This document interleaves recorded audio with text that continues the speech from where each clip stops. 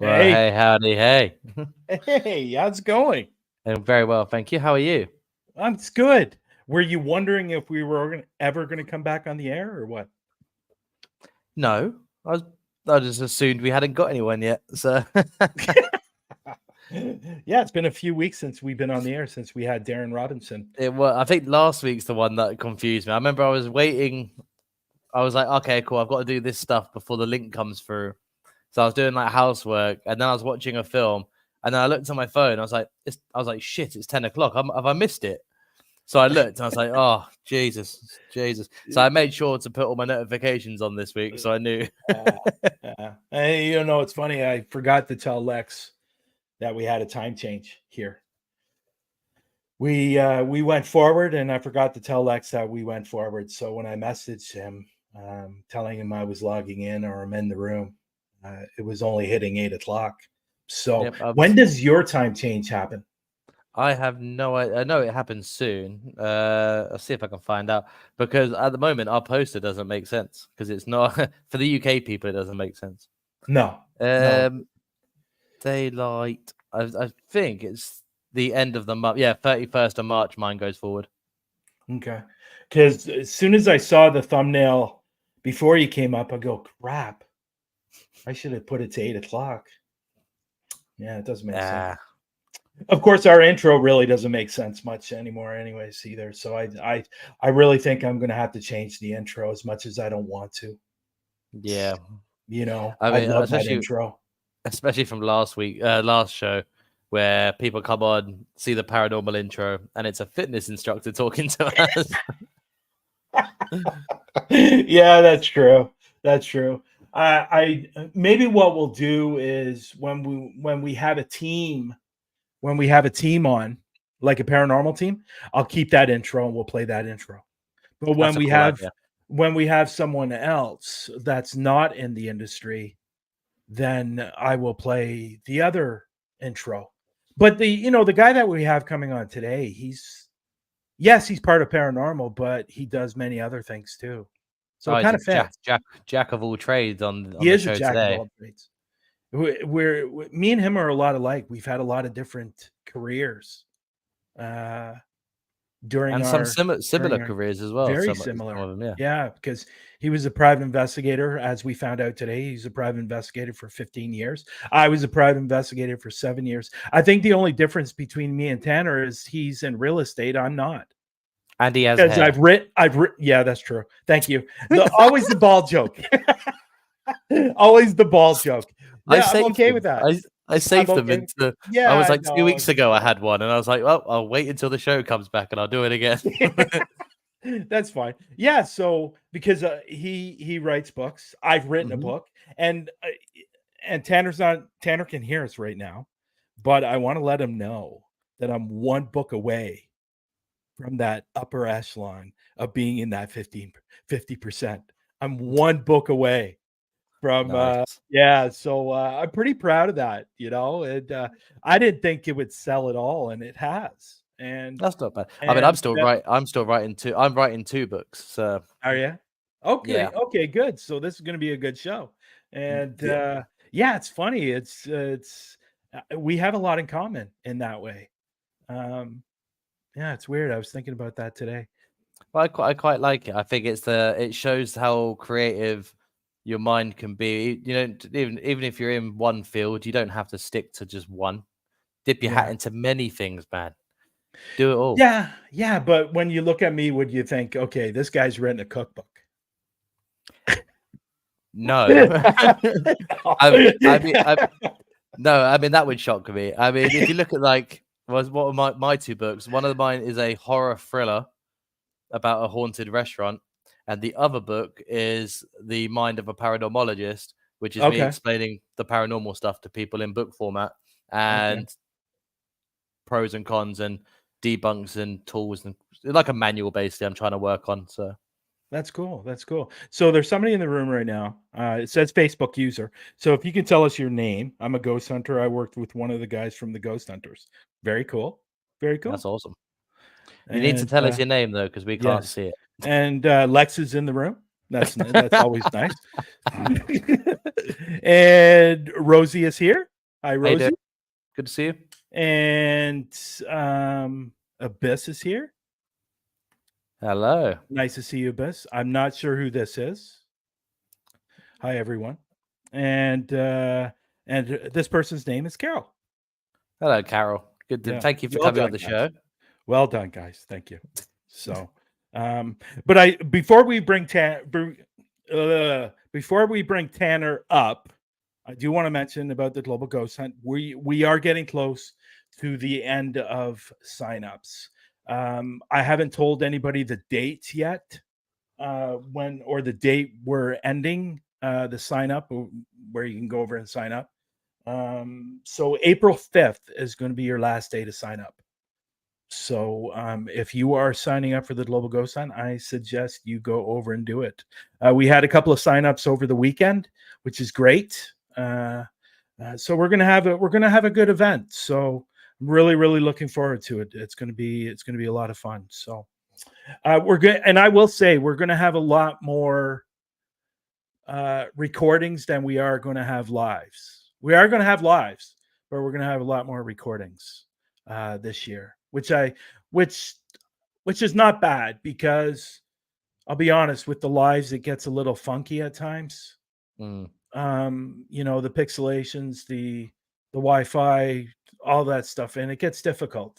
And I can't imagine anything worse than you go to this great location to live stream your investigation for the Global Ghost Hunt, and then you don't realize it, but you haven't been going live because it broke. Can you imagine you spend the whole time thinking you're live? Yeah. And it's, and then we don't have to worry about people being in portrait than landscape, because that always seems to be an issue. We've spoken about that so many times. I know. It's like tunnel vision for everybody. Oh god! So if you go into portrait, just realize that it's harder to see what you're doing. If you're going into landscape, it's much bigger, it's closer, and stuff like that. But portrait, landscape. So yeah, and then, I think every investigator goes through that, to be honest. Especially if they're doing a live investigation. It's better to fix that problem before you actually go live, because you can't do it while you're live. Just letting you know. So but anyhow, other than that, we have a great guest today, and we do. And he's kind of similar to what Darren was a couple of weeks ago. So he's in the fitness industry as well. We're doing this fitness thing. Yeah, we're on a new show, new us kind of thing. I do fitness. I do fitness. Lex watches fitness. So I do fitness. I try a lot of fitness burger into my mouth. That's what I do. A lot of this. A lot of this. Oh, that was tough. So, anyways, go ahead, Lex. Let's introduce our guest. Yeah, so can't wait to get started on this one, guys. But this is Tanner Allen, a renowned, well-inspired author, recognized, and I believe you said he's a recognized author, acclaimed podcast host with Advice Live, Ghost Hunter Advice live streams. We've got Murder We Drink podcast. The guy really has got a whole repertoire of skills to go through with us today. Private investigating, paranormal investigating. So I hope you're all ready to introduce yourselves to this lovely gentleman. But yeah, I'd like to give you Tanner Allen. Oh, sorry. I hit it. And you weren't coming up. I was timing. Yeah. What's up, guys? It was all about timing. So I was trying to get it right on there, but I clicked it and it didn't go. And I go, fuck. I was still muted. I had my button was screwed up too. So it happened. Oh, really? Okay. Wow. You know what, Tanner? It's I've really wanted to have you on the show for a really, really long time. And I know I've been on your show, and I watch your show every time you're on, the Ghost Hunter Advice, which is great. You give a lot of advice for a lot of different things, and which I really, really, really enjoy. But what I really want to start with, And it's gonna be probably the typical question that you get a lot, but what really inspired you to become an author, start writing books? Yeah, so that actually goes back to when I was in school. So I took creative writing classes through high school. When I was in college, I took extra courses in creative writing, literature. My goal, my dream was always to be an author, to be a writer, and to create things. I just like making things that people enjoy. So podcasting, writing, creating these shows, creating these concepts is something that I've always wanted to do. But let's see, what was it, 20 years ago when I graduated? Or a little over Wow. 20 years now when I graduated, it wasn't a thing unless you got plugged in, you got into the industry acting, or you knew somebody who knew somebody that could get you a literary agent. Writing books was out for most people. Doing stuff like this and connecting people with people at this level was not an option. So I had to pick a real job, and yeah, the real job ended up being PI work. Right? Yeah, that's real. Yeah. But now I was the high school that I went to when I went to college, my major was criminal justice, and I couldn't Okay. decide whether or not I wanted to go federal or if I wanted to stay private. And I got an opportunity to go private. So I was still really into writing, but you have to pay the bills. So I went in, I did an interview. Basically, I was doing a lot of odd jobs. Let's start with this like this. I was bartending. I had this woman that came in who was a private investigator. This was when I was in college. We started talking, and so I was bartending. We got talking back and forth, and she had a case, and I impressed her with some advice that I gave her, and she's like, "Hey, do you want a job? Is this something you think you'd want to do?" I said, "Well, maybe." So I checked her out and did a background on her. My professor told me that I had to be really careful with private investigators and people like that I would get involved with. So I found her old employer, her mentor, and I went and talked to him. And he's sitting there and he's looking at me, and he goes, "You're doing a background check on your employer?" I said, "Yeah, I just want to be sure." He goes, "How old are you, kid?" I said, "I'm 19. He just leans back and smiles and goes, I pay more." So I went to work with him, and I was with him for a long time. 2 years in, I was one of the lead investigators. We were a large 40-man agency. Ended up being an operations manager and taking over the day-to-day operations of that firm before moving on and working for some of the larger ones, and then starting and running my own firm for about 10 years. Wow. See, I think I'm going to say this, Tanner. I'm just going to say it. I think you're my soulmate. I think you're my soulmate because it was funny because you talked about doing bartending. I was a bartender through college. Yes, that's the best way to do it, man. You get to talk to people. You're around alcohol all the time, so there's that little break that you get from the serious stuff.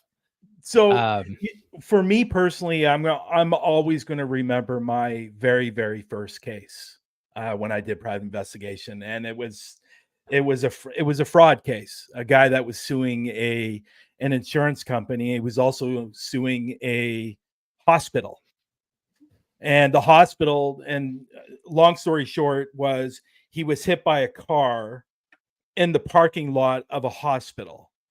So he was suing the lady that was that hit him, and then he was suing the hospital because for some odd reason this guy thought it was the hospital's fault that she was going so fast, which she really wasn't, but that's what he said. Anyways, I had to go investigate this guy, and he had a variety store that he owned. So I actually had to go into this variety store and catch him because he wasn't supposed to be working at all. And he was. And I had a camera at the bottom of my bag that I cut a little hole and I put this camera in. And I actually got the guy going up a ladder, getting a box, and then coming down this ladder. Now, it's funny, when he was in public, he was walking around with a cane. And he wasn't walking around with a cane in the store. And then I even caught him going to, one of those like a Costco or something like that, where they go pick up food for their store, like whatever. And I caught him lifting boxes and putting it into the car. So he wasn't supposed to be lifting. And then this real funny moment, and I laughed, was he went to a park. He got out of his car, went to get a hot dog, came back to his car, sat on the curb, realized he forgot his cane, went back to the car and got his cane, and then came out. This was all caught on film. And so obviously the guy was nailed. But sorry, that was longer than it should have been. But but what was your first? Do you remember your very first yeah. case? No, you're right. Yeah. You never forget your first one, especially like your first solo case. So my first solo case was just a divorce. I go down to Florida, or not Florida. I go down to Georgia to run this divorce case. Wealthy family, big neighborhoods. The wife of our client was supposedly cheating with a guy in that neighborhood. I found his house, and I couldn't get a car into the area. So this was back in the day when people weren't so, I guess, litigious is the word. I was able to just get into a bush in front of the house. I spent 48 hours in the bush. So like you just kind of roll over and pee, and like I'm there with one of those big high 8mm cameras in the bush waiting on something to happen. Yeah. And so I'm there overnight. We get to the end of the next day. I'm like, I haven't seen anything. So I roll out. I go back to my car and I call Fred, and he's like, yeah, we got to do something. I was like, cool. I'm going to go get a pizza. So I went and got a pizza, put on something to look kind of like a pizza delivery guy, and went and knocked on the door. Nobody answered. Went next door, was like, hey, I'm trying to deliver this pizza, but I can't get an answer next door. It turns out they were out of town. And I happened to get the neighbor who was watching the house. They're like, oh yeah, he's out of town with his girlfriend. They're staying at this hotel. And I'm good at getting people talking and keeping them talking. Yeah. So she told me the hotel where they were staying in Miami. We called another PI that was already down there. And so they got to the hotel and got the information. But I got to spend 2 days in the bush. So wow, that's funny. It reminds me of a story that one of the cases that I did, we did with our agency, or the agency that I was with, we did a lot of fraud, lot of fraud cases. And generally you find most private investigation companies are doing a lot more fraud than anything. But we were another guy that was hit by a car that they believed that was faking. And I actually caught him walking down the street carrying grocery bags, and he wasn't supposed to be lifting anything, and he wasn't even supposed to be walking. The problem was it was a little too dark, and it's not like I could put the light on my camera and get him walking down the street. So it was a little too dark. So they said, well, we need something better. So I said, okay. So I went back the next day, and I sat out there for 3 days. Nothing. Nothing was going on. So finally I got an envelope. I did a fake letter. And because he lived in the basement, and there are people that own the house lived on the main floor. So I went to the door, and I said, listen, I got to get this letter to so-and-so. Oh yeah, he moved 3 days ago. He moved in the middle of the night. Yeah. And no, that happens often. Yeah. I sat there for 3 days, and he had moved. So what ended up happening was that another guy that was out in that area, because he moved like 3.5, 4 hours away.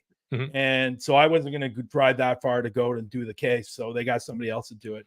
But you said something interesting earlier about divorce. Just before we get to another question, I want to say this. What I always found interesting when it came to cases like that, this is where men and women differ big time. Men are stupid. Women are a lot more smarter when it comes to cheating, because men, we're stupid. We'll go out in public. We'll go to restaurants. We'll go to the mall. We'll go to a public park with what's great is when men try to be smart. And so like there was this one, and this was during it was right before COVID. Everything's going all wompy, and this is where the industry in the US started getting sideways. And I was taking divorce cases again. And so I'm following this guy, and very wealthy. The place where his mansion was set up, there was no possible way that I was going to be able to get any sort of look on that. So if they would have kept it to the house, which he lived alone, and the wife was out of state at one of their other properties, if he would have just saw the girlfriend there, I never would have been able to catch him. But he's like, I'm going to be smart about this. So he would leave work, and the two of them would meet an hour and a half away in Georgia. So I just, when he was leaving one day, I followed him. I'm like, this is weird. Why are we driving down to the middle of nowhere? In the middle of nowhere, a little roadside, truckside diner type thing with a motel across the street. They pull in there. And I'm like, okay, they're getting dinner. Okay, they're getting a little smoochy in the parking lot. Yeah, they're going next door. And I was like, all right. Yeah, that's funny because so like, yeah, so it's interesting because like I was saying, men are stupid when it comes to this. They'll, like I said, they'll go out in public. Women are a lot more smarter. Yep. They will stay indoors. They don't go out in public. And it's not too often they do that. Every so often you'll find a woman that's not the brightest, but when it comes to cheating. But generally, I always found that men were, if a man was cheating, you could capture everything within 2 days. If a woman's cheating, it's more like you're going to be waiting maybe a month before that's 100% true. And the places they pick, they're more they're more careful. It's funny. It's just a weird thing. You were talking a minute ago about the night shot and getting video at night. So I ghost hunted before I was a PI. When I started doing ghost hunting and paranormal investigations, one, it was an interest, but also I knew I was going to be an investigator of some kind, and it's the same skill set with interviews and looking into backgrounds and doing surveillance. There's a lot of things there that are pretty much the exact same job. And so there's a lot of stuff that's the exact same equipment. I was able to get better night shot than a lot of surveillance operatives at that time, because I had the infrared light emitters from ghost hunters. Doing ghost hunting, and I would use that, and it would light it up. And as long as I had night shot on the camera, I was good to go.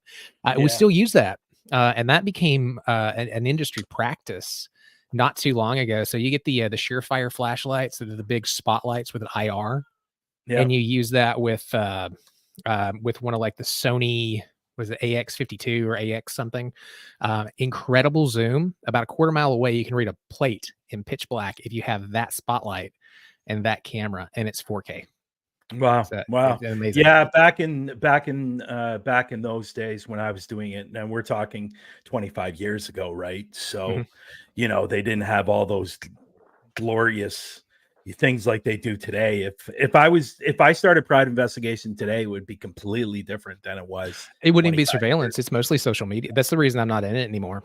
Things went down. My skill sets as a practical investigator, a physical investigator in the field, took a massive nosedive just before COVID. So about 2018 is where things started to like go down and get weird. A lot of nationals got into the space, started driving prices down. So it just wasn't worth it to work those cases anymore. I started doing divorce cases again. And now, I mean, if you're in it, I was doing some missing persons, but with different law changes, police departments getting more capable of handling these types of cases, and also with stronger penalties if they don't go after runaways and they don't go out treat missing children with the urgency that they should. The penalties are higher. Yeah. There's less of a reason to hire a PI for that. So that's when that's actually like I had a deal with myself. When I'm done being a PI, that's when I'll start writing again. That's when I'll start doing stuff. And toward the end of it is where I started doing the Covert Investigator podcast. It was an industry podcast for investigators. I helped new guys in the field, gave them advice, very similar to Ghost Hunter advice, but for PIs. That was when I got into this. And I started writing the PI 101 column for PI Magazine and writing content for private investigators industry wise. And I was like, you know what? Let's start taking some courses and getting back into fiction writing again. And then that's what I started doing, that segue over into that. Cool. Lex? Well, I was going to sorry, we were taking over the whole show. I could sit here and listen to you guys talk about cases and stuff like for ages, because it always fascinates me. It always I just had like in my head, I had those images of like the LA Noir style kind of investigated outfits on you both, with the long trench coats and the trilbies. Yeah, unfortunately, it's nothing like TV or the book. No, I can imagine. There was one time, like I showed up for an association meeting when I was younger, and it was just raining cats and dogs. It was crazy outside. So I walk into this association meeting. Yeah. Please. So I had a raincoat on, and it was a trench coat because it's raining and it's my best trench coat. And I had a fedora on because I didn't want to get soaked. So I walk in right as the speaker was going, we have to get away from this bullshit stereotype of the guy in the trench coat with the hat. And as soon as I hit the door, as soon as he said that and came into the room, Oh, dude. everybody was mad. I'm like, it's raining. Oh, that's hilarious. That's hilarious. Oh. So, but private investigations, it really does have some good things about it, but then there's a lot of bad things about it as well. So if anybody's out there listening or watching that is thinking about getting into private investigations, take away all that glamorous stuff, and that's private investigations. Yep. So, You're gonna spend 2-3 years peeing in a bottle in a car on fraud cases. Then you're going to decide if I went forensic interviewing or tech. You can go cybersecurity and get into social media stuff and do that. Yep. Yeah, it's a big one now. Anyways, go ahead, Lex. Cool. Now on. Sorry.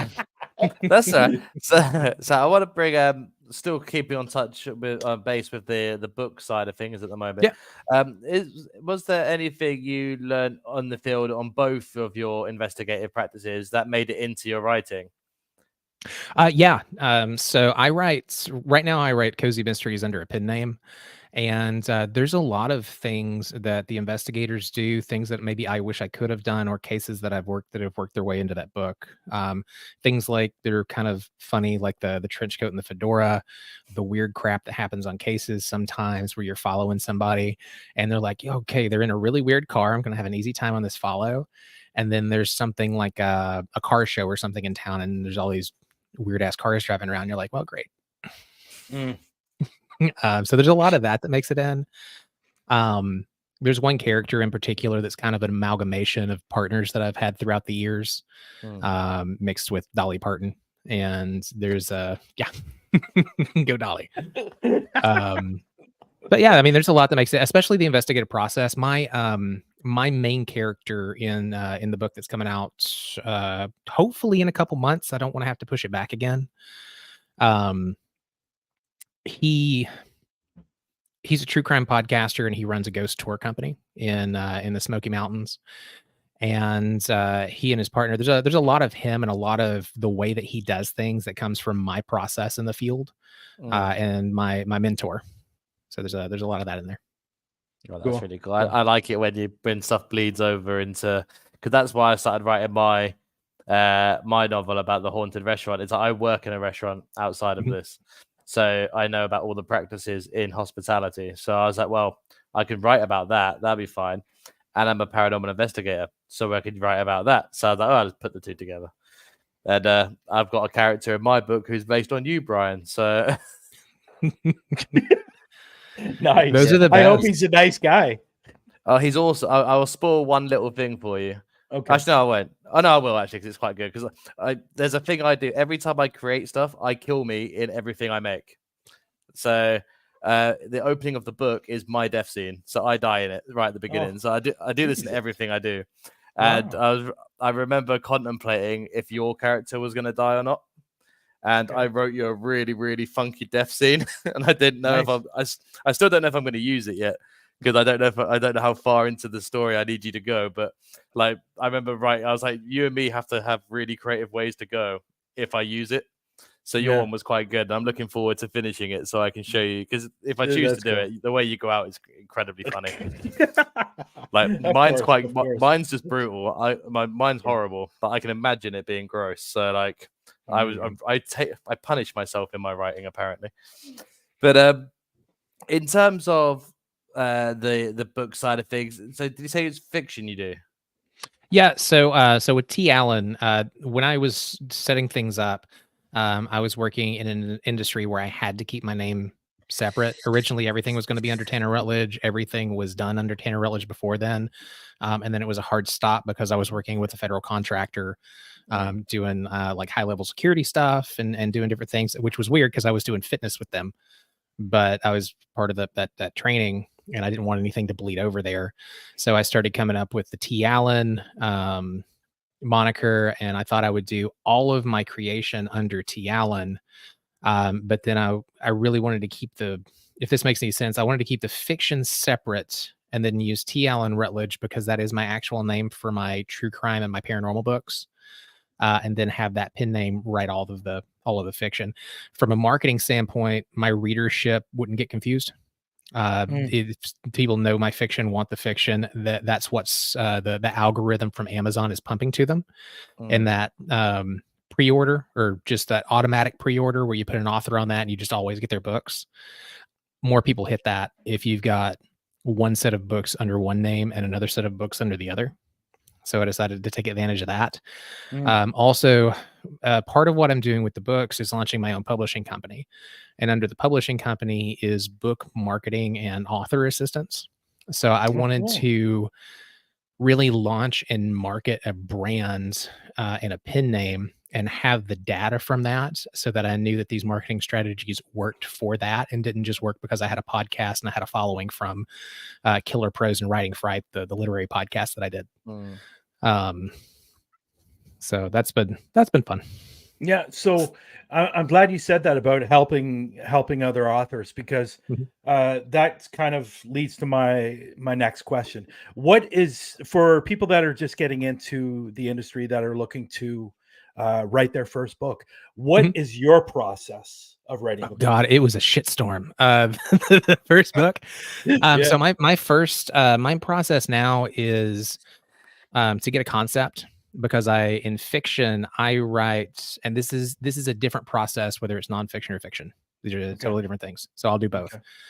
Fiction, I come up with a concept and I have my characters inside of the world that I've created. If I'm doing a first book, usually I won't start working on that until I have a character idea. And from that idea of, hey, what's that dude do in his normal life? What's he going to run across? What's something crazy that I can throw at him that would just completely wreck his life? In the case of this one particular book, one of the employees dies on a ghost tour. The business is in danger. The reputation's in danger. It's a small, tight-knit community of WASP types, upper scales. Think like, what's the town from Gilmore Girls? The Stars Hollow. So think of a community like that, and then there's a murder, and it involves a group of kind of weirdos that the town already doesn't like. So he has to deal with that to save his business, keep his standing, keep access to the properties that he has access to for the tours from the town's historical society, and keep the town council from locking him out of everything, and basically just making it impossible to run his business. And so once I got that idea, I sit down and I outline. My outlining process takes about 6 weeks. That's where I'm going through, and I do a detailed outline that's similar to what a lot of guys' first drafts is. The entire story is down there. The skeleton, there's a little bit of meat on the bones. I've highlighted what I'm going to need to study, what I'm going to need to research, because I don't know everything. This particular one, I'm actually reaching out to people who run ghost tours and run murder tours to find out exactly what the back end looks like, so I can add that as for color through the books, or so I could add that for color through the books. I've got another one that I'm planning to do down the road with a character who's a whiskey distiller. So I've already got a note. I need to reach out to the local distillery here, do a tour, talk to the owner and interview him and get all that stuff together.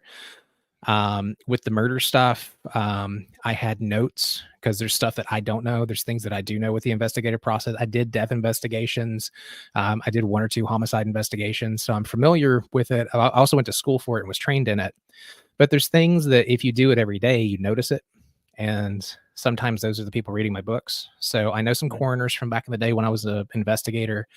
I called them, talked to them. I was like, hey, this is the position of the body. This is how he found it. Does how he died make sense? What do I need to change? What's the positioning? And what's something that could give me a clue for my investigator just to hit on, so that he has something to run with through the book. Cool. Very cool. So I do all that, and then I write, and I actually sit down and first full draft, I write the scene. I get the scene as tight as I can. I go back over it once, edit it, get it as smooth as I can get it. I use tools like Pro Writing Aid and AutoCrit to help me really hammer it down. And I write my first draft in Scrivener, and then I leave it alone. And I go through and I get the whole damn thing done. And when it's all done, if I can and I have time, I let it sit, and then I go back through and start redlining. Right now, I'm doing this next one on the computer, like as I'm going through and I'm doing my edits. But my first couple books, I printed everything out and redlined by hand, and that process just worked better for me. So I'm going to do it that way. Once all of that's done, I put it together and I go through as many times as I can. It might be 2, it might be 3 times to finish it. Once I get it as tight as I possibly can, I've got an editor. It goes off to the editor. The editor goes through and does a full developmental.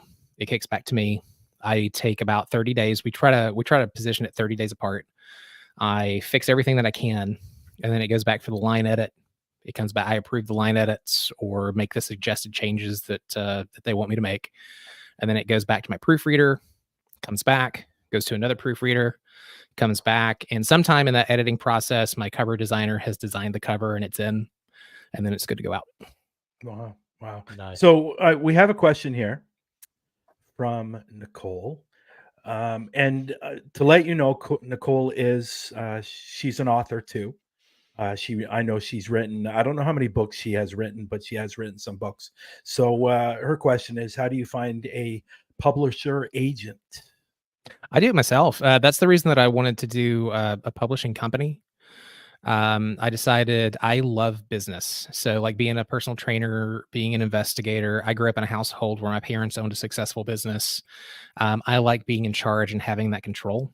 My background's also in sales and marketing. So with the books that I write in the niche that I write, I'll connect with my readers faster than a larger publishing company would.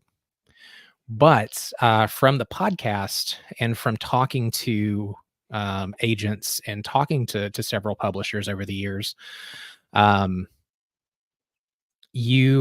best way to get an agent, if you want to go the traditional route, is to build relationships. So go to book events. Here we have Killer Nashville. There are large publishers that come into town. They send their acquisitions editors. They send their there's agents, the different agent houses or literary houses. They send their people in, and you have a chance to actually meet them. You can set up formal meetings to pitch and do a pitch session, or I just like bumping into people and having conversations. Hey, how is your day? I'm an extrovert. I love getting out and talking to people. That's why I do podcasting. But the best way to do it is to talk to people. Also on Facebook, join Writers Helping Writers. There's another one called Fiction Writing. And there, if you look for different groups, there's places where they'll post new agents who are starting with a house.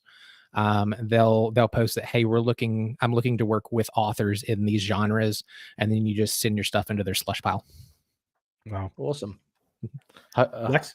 I hope that answers your question there, Nicole. Thank It you was for a sending lot. that in for us. That was a lot. Just talk to people. There was it's a whole long-winded thing. Just get out and go to events and It's talk to people. networking. It's networking. Yeah. That's really what it's about. You know, And I think that's important in many different industries as well. I think what I do and what Brian does with your acting or the paranormal stuff, I wouldn't be where I am today as a paranormal investigator if I hadn't used social media to connect with Brian, for example, who pushed me to get my first video out. And I've built relationships with a massive wider people because of it, and I'm better off for it. So networking is definitely well, yeah. And When with it came, books, people like send their stuff in. It's these agents get millions and millions of copies from things to read through. So a lot of it just ends up in the trash. I'm not planning to ever go with a traditional publishing house, but I've had publishing houses like mid-level publishers. I've had agents reach out. Hey, so when you finish this next one, I'd love to see it. And they're asking and soliciting me to send my book in. And that's from networking.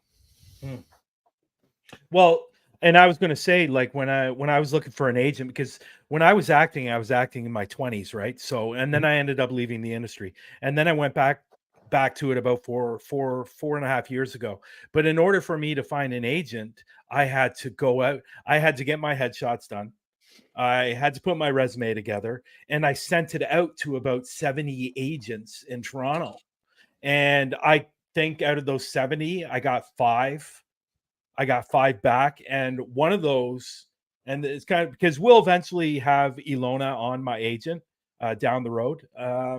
She's going to come on the show, but because I get a lot of questions on it. People ask me, how did you get in the industry? And I think having an agent on will answer a lot of those questions, how to get into it. So one of those callbacks that I got was from an agency, but she wasn't looking for anybody for her roster, but somebody that she worked with in her office was starting her own agency.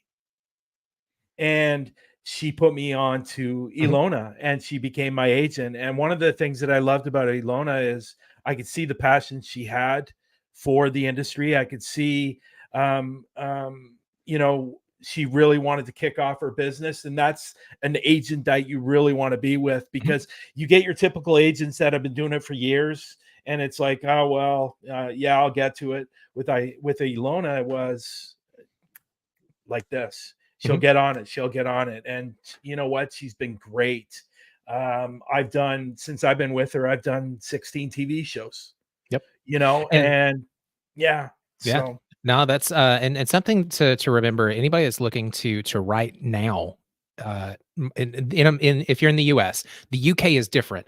Europe is different. France is way freaking different. There's still a lot of gatekeepers over there on that side of things. If you're in the US, we're driven by the industry. There's a movement to protect the art on that side of things. Over here, there's a movement to move the industry forward. I'm not saying either one's right or either one's wrong. There are arguments for both. But here, we don't have those gatekeepers anymore, because with Simon & Schuster was almost bought out by Penguin Random House. We had the big five basically cannibalize each other and let loose a ton of talented editors, cover designers, and those people on the back end of books that work with authors to get those beautiful novels, the beautifully written, beautifully designed novels and books and products out to the shelves. They're out freelancing now. So I don't have to get an agent and go to Bloomhouse or Penguin Random House to publish a book now. I can call the guys that used to work for them. This is how I got my editor. I looked at my favorite authors. I picked out the editor who is credited in that book, and I reached out to the editor and said, hey, would you work with me? And they requested a sample to see if it was worth working with me. And that's how I got my editor. Cover designer, same thing. I reached out and was like, how much would it be for you to create a cover for this? One of my books, one of my current projects, I have the cover designer that did a bunch of stuff for Stephen King. You have access to this on your own if you can pay for it. It's expensive. And that's what I was going to ask. What would a cost like that be? $4,000 or $5,000 per book to get it out with light marketing. Wow. No, I'm talking about just the cover itself. Oh, the cover stuff. So the cover, it depends on who you use. You can get one from about $350 to $1,000. Wow. And you know what? You never think about that stuff. You never think, I know there's a lot of authors out there and stuff like that. But when I was writing the book that I was writing, that was the last thing on my mind was a cover. When I finished, I go, okay, well, what now? What do I do now? The most important thing to market your book. And I was going, what do I do now? What the hell? Do I find somebody to do my cover, or just do I wing it and do the cover myself? Looking back, I wish I would have paid somebody to do my cover. To be honest, I'm not thrilled with the cover. I'm thrilled with the back of the cover because it's a picture of me, but but I'm not thrilled with the cover. If I could turn back the clock, I would have had somebody do it. So for my next book, which there is another one coming out, and so I think I'm going to get somebody to do the cover for me on this one. So if I can get some recommendations from you, that would be amazing. So yeah, I'll send you. I use the Cover Collection. It's covercollection.com. They're good. Okay. There's another one. If you don't have a big budget, you don't have to spend a lot. There are, if you go with a less experienced editor, it's going to cost less. If you go with a lot of people will make designs and authors don't want them, so they're like, okay, rejected designs are going to go in this pile, and they're sold at a discount. You can pick those up for $25 to $50. Oh wow! And they'll modify it. They'll do little small modifications to make it fit your story, but you can pick up a cheap, beautiful cover that way. And there's ways to save money when you're starting out. When it comes to using super experienced editors, when it comes to really building out your team on the back end as an author business owner, there's ways to start on the cheap because you're bootstrapping for your first couple books. Everybody's bootstrapping for the first couple books. Yeah. And I'll be honest. I'm not really in it for the money. I just, because let's be honest, being an author in any way, shape, or form, it's very seldom. I think it's, what is the percentage of somebody being a real successful author? What's the same percentage? as any Maybe other business. 5%, maybe 10%, 20. Yeah. So it's not very high, but it's a business, and the pass fail rates for this is just like any other business. Most of them fall between that 80-20. I think it's something like 86% fail or something like that. Yeah, but it depends on your goals too. And it takes a long time. This is not a shortcut. Like a lot of people think self-publishing is a shortcut.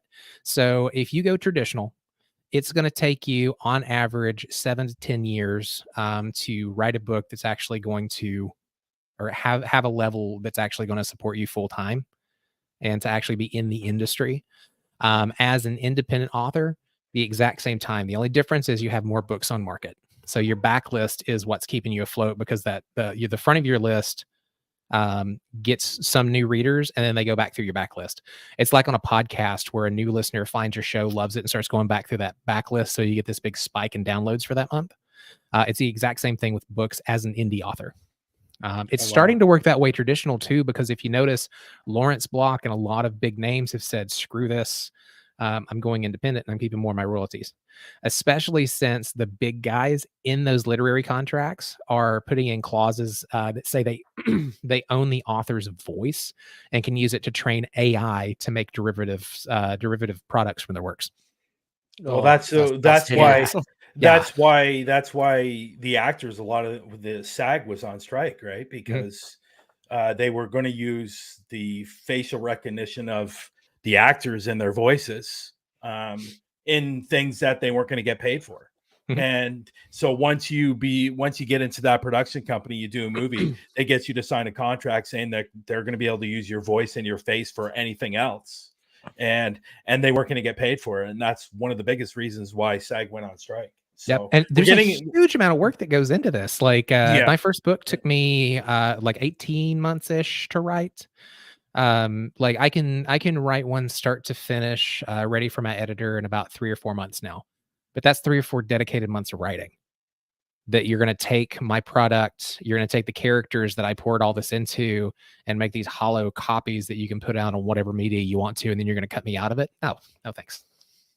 Yeah. Well, we're getting down to the hour. Yeah. I can't believe how fast this went. So let's get a little bit, Lex, if you could, let's get a little bit onto his podcast, because I want to talk about that. But what I will say, what I would like to do, and I seldomly say this, I don't think I've ever said this, but I need you to come back on so we can do a part 2, because there's so much to talk about, and we will do that in the next couple of weeks or so, because we haven't even touched the surface with you yet, and there's so much more to talk about. And I really want to get into other things that you're doing, especially with the podcast and the new one that's going to be coming out soon, because I think it's hilarious. First things first. And I hope it's going to be a video. Is there just going to be audio? It's just going to be audio. Oh, you suck. Yeah, everything coming out now except for the live Write With Me sessions. So I do author productivity stuff and do live Write With Me sessions. I've got those videos. Ghost Hunter Advice, the monthly show there for podcasters, and whenever I get questions, that'll still be video. But with the production cost and the time that goes into doing these, to get a podcast together with the audio quality, the soundscaping, I've got a composer who's doing some music. It's the goal is to put out stuff that's on the level of A&E, Wondery, Tenderfoot TV, and get that audio experience out for my listeners. And so dealing with the audio right now is all I can do. Later on, because this is a business, this is for profit with the podcast studio. Later on, if I can get a video editor in, because I do all of the sound stuff right now, and I'm a sound guy. But once I can get a video person in, we'll definitely do video and build out sets and stuff for it. Cool. Lex, you want to ask anything about? Yes, I want to jump before we get onto your newer one. I want to talk to you about some of the ones that you've already done. So the list I've got for you is obviously Ghost Hunter Advice, Murder We Drink, They're the two that I've got written down in front of me. Mhm. So I believe we had a question coming earlier that leads me on to this.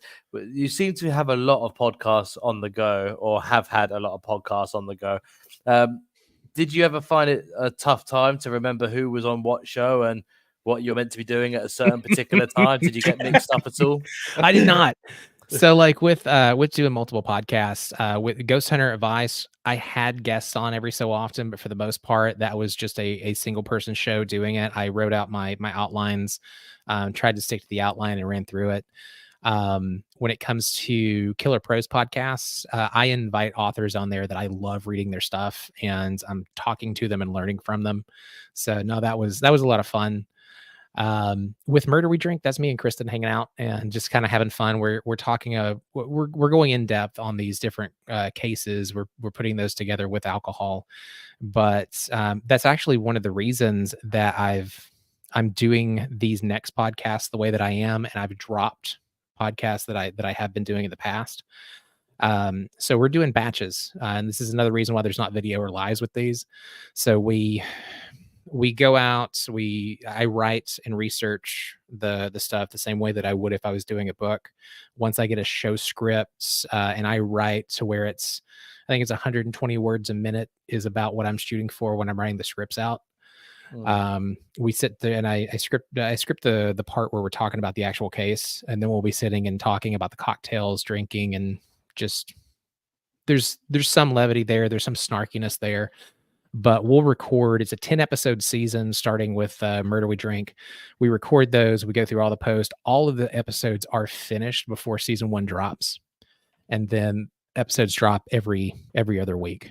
With the newer podcast that's coming out, there'll be 2 months worth of content recorded and finished before that podcast even launches. That way I can take a weekend or take a week and knock it out, scripting a week, recording a week, and then probably 2 or 3, maybe 4 weeks of post. Nice. Cool. Yeah. So like I said, you need to, well, you don't need to, you can say after the show, Brian, thanks, I don't want to come back. You guys are just jerks. Don't even, you know what? Don't even text me anymore. So no, that's so that the podcasting is something that I want to talk about, because that's something that I actually enjoy more than the writing. And I'm seeing a lot of podcasters get burnt out. I'm seeing a lot of people not able to grow their shows, and it's there are standard marketing practices that are in place.